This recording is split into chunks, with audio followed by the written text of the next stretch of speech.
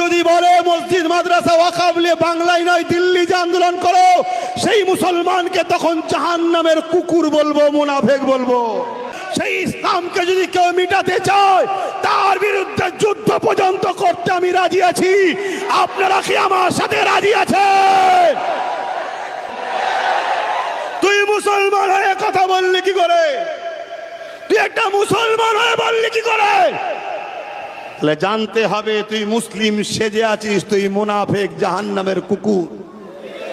কষ্ট হচ্ছে যে হুজুরের ছেলে কুকুর কুকুর করছে কেন? হ্যাঁ, কোরআনে কুকুর কথা নেই। গৃহপালিত পশু হিসেবে লোক পোষে না, পোষে না, কিন্তু এই কুকুর যদি মেন্টালি পাগল হয়ে যায়, তাহলে জলাতঙ্ক রোগ হলে কি হবে? সাপ তো কামড়ালে এক চান্সে মরে যাবে, ও গেল। আর এ কি হলো? দোদগে মরবে, পানির পিপাসা লাগবে, পানি দেখে কাঁপবে, খাবো না, কি ছটফট করবে, ঠিক না বেডি? তাহলে আমাদের বোঝানো দরকার আছে না নাই যে সাপকে নিয়ে বিস্তারিত বুঝাবার দরকার নেই।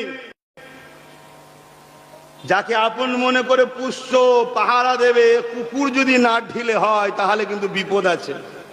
এটা সম্বন্ধে একটু বোঝানো দরকার আছে না না? আজকে দেখছেন না কোন একজনকে দিয়ে দিয়েছি জাহান্নামের কুকুর। কত মলি সাহেব দেখছেন না লাইভ দিচ্ছে। এটা বলা ঠিক হয়েছে? যখন আল্লাহ বলেছিল তুই মলি সাহেব কোথায় ছিলিস?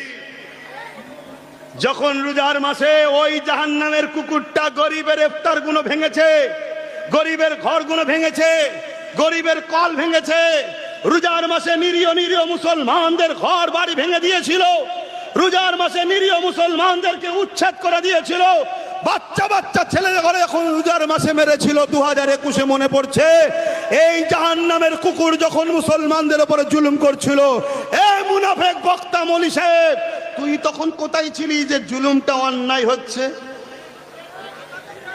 ও দালাল, ভাড়া পাও না, দালাল মলি সাহেব, তাই তো? ভাড়া পাও, ভাড়া।